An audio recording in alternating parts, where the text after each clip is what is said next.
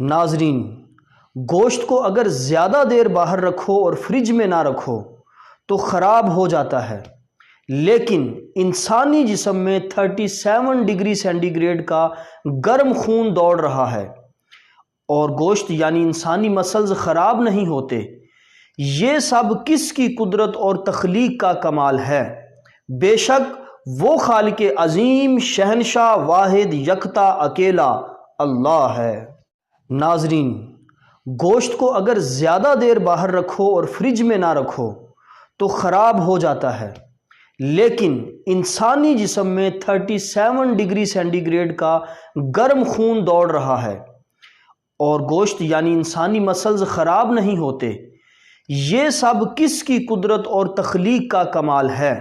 बेशक वो खालिक अज़ीम, शहनशाह, वाहिद, यकता, अकेला अल्लाह है।